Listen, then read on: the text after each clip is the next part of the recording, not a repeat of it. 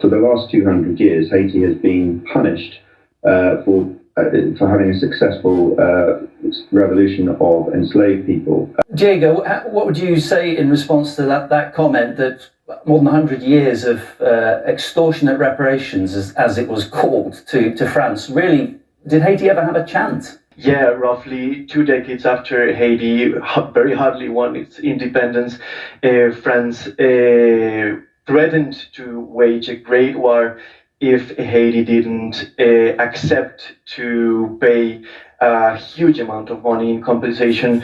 Former US Special Envoy to Haiti, Daniel Foote, and he said that Ariel Henry was a puppet of the US government. Is there a danger by relying so much on the US, you might end up with the same situation? Hello and welcome to Hanovi Global Network. I am your host, John Hanovi, and today we are going to be delving into what's going on in Haiti and the current crisis situation. But first, I would like to ask whose stroke of political genius it was to try to impose a political council on Haiti when already there is so much distrust and disgust with international intervention into the domestic political affairs. Well, I recently saw that Caricom was having a meeting to try to discuss this political council that would take over subsequent to Ariel Henry's resignation. But I don't understand that Caricom will be so pathetic in their response to the situation. They should indeed know better, knowing the history of the people. But I do understand also that Caricom partners really don't have any pull in this situation, and in some respects, I'm sure, can only go along with what is suggested to them without any real practical input. Based on all that we're seeing, it's quite clear that the Haitian people, or the people who are in control right now in Haiti, has had it up to here when it comes to foreign intervention. Foreign intervention, obviously, for decades has not worked in the domestic political affairs of Haiti.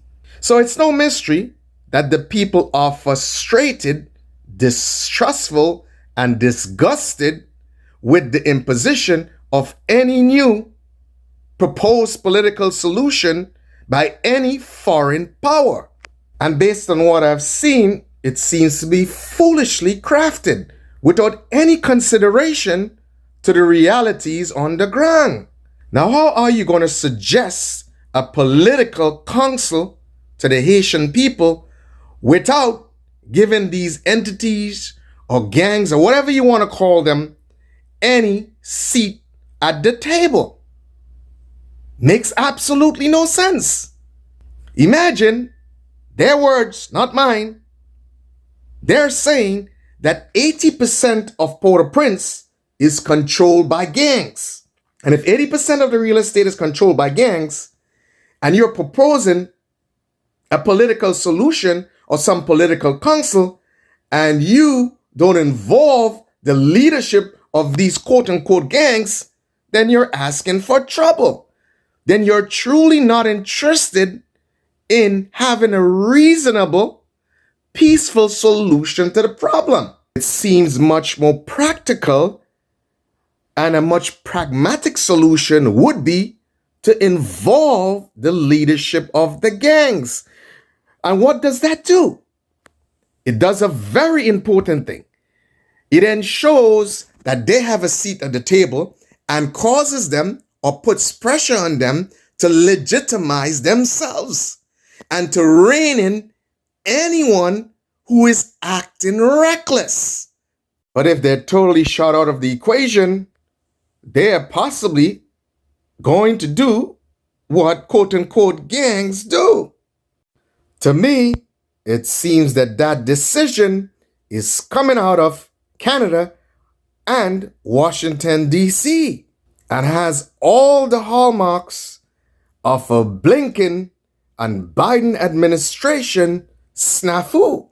Say what you want to say about Trump, but he would have been smart enough to get everybody on board and negotiate something that makes sense.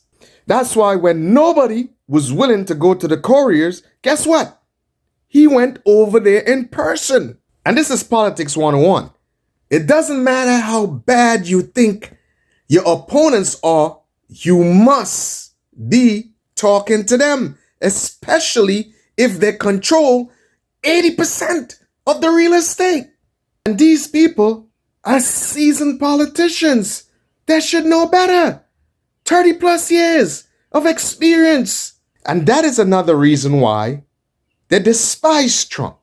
Because he came in as a so-called non-politician and was able to achieve things in politics that these so-called veterans could not have achieved. If the belief is that, hey, we're going to impose some sort of political council on Haiti, and we're going to impose some sort of military intervention or some sort of military force to quell the violence, guess what? That's not going to work in the short term. Right now, these people need food, clothing, shelter, and aid. And they need some semblance of peace and security. That peace and security can only take place if all the stakeholders and all the parties involved and power brokers are involved in some sort of decision-making process. I don't see how it could be any other way. Hopefully, better judgments will prevail and someone will take a look again at their oh-so-wise proposals and revamp it so that there is some possibility of success of it being implemented. But hey, what do I know? Let's see how all of this pans out.